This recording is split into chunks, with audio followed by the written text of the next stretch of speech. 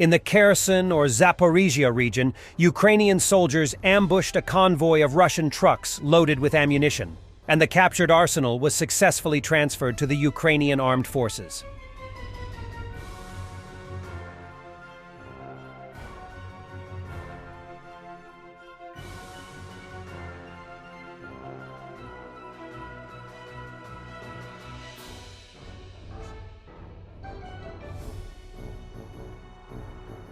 Situation report. Kherson Theater of Operations. In the map, light blue areas and light blue arrows show present areas under Ukrainian control, or vectors for Ukrainian assaults.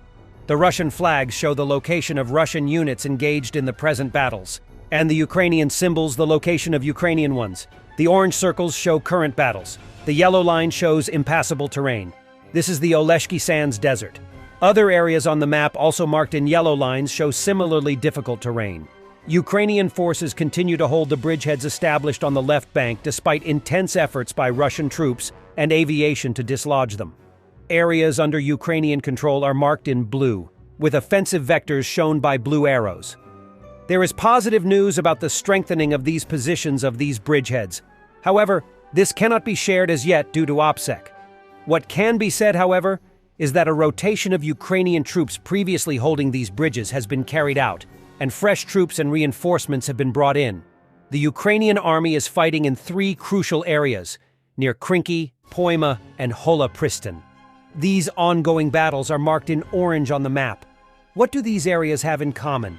They are all connected by a single road linking them together. This road, the M14, is marked in green.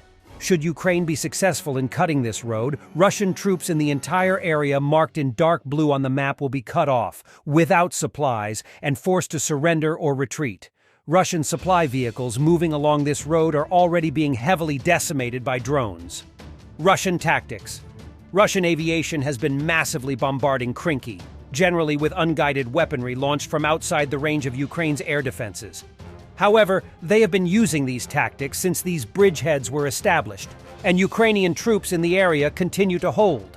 Assaults by Russian units in the area have been met with a lack of success, with some units refusing to fight, and with Russian special forces being deployed in their stead to hold their positions, which, needless to say, is an incorrect use of special forces and which will cause high attrition among these units.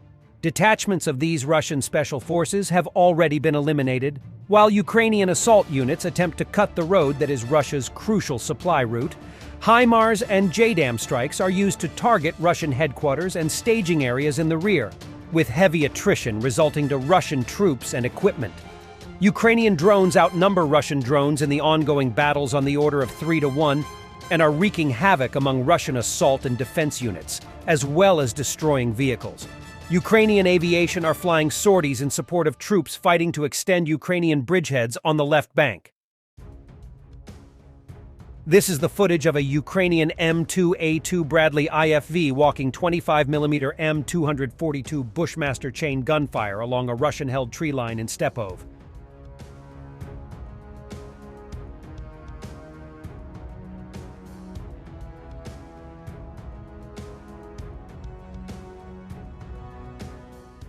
Russian serviceman attempts to ram the Ukrainian Baba Yaga drone but fails.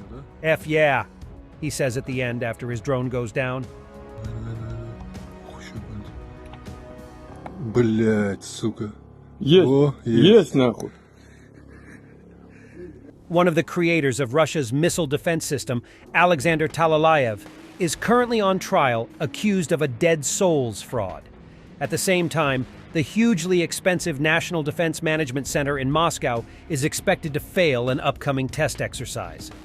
The ongoing trial of Alexander Talalayev highlights Russia's chronic problems with fraud in its military-industrial system. The VCHK OGPU Telegram channel reports that he is on trial before the Tver Military Garrison Court for a 100 million ruble, $1.13 million, fraud. Talalayev is accused of a perennial Russian fraud that was highlighted by Gogol in an eponymous 1842 novel, creating dead souls, fictitious workers, to pad out the payroll in a military contract in order to steal their wages. The fraud is said to have been undertaken while Talalayev headed the company Ritis VKO, a subsidiary of the conglomerate RTI Systems. RTI has been implicated in a number of other major frauds, including one involving Russia's missile defense system. RTI is also implicated in the massive overspending on the Russian Ministry of Defense's National Defense Management Center, NTSUO, which cost 40 billion rubles, $500 million, to build and equip. Much of the money is presumed to have been embezzled. Despite having been open since 2014, the NTSUO reportedly still does not function properly. A source says that attempts are underway to begin state tests of the center on Frunzenskaya embankment, but it is already clear that they will end in complete failure. Some contractors and corrupt military officials have been prosecuted, though the better connected of these have received only slaps on the wrist.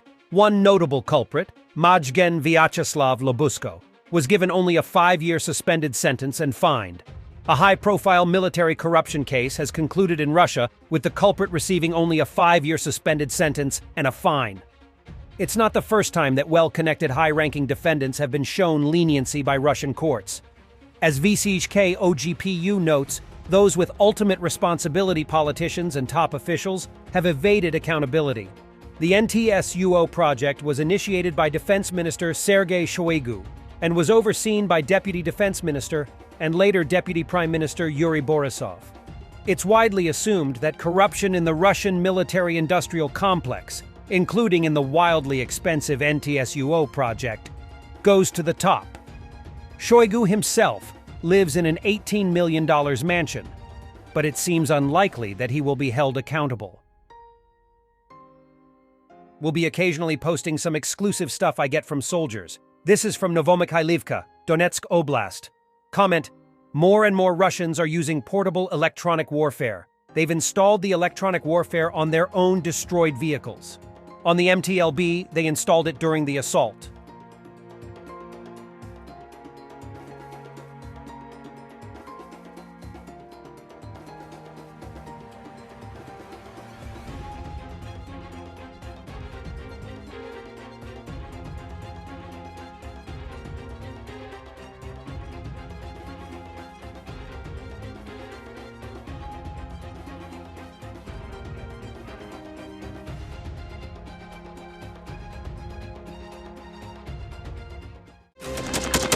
Thanks for watching, and don't forget to subscribe.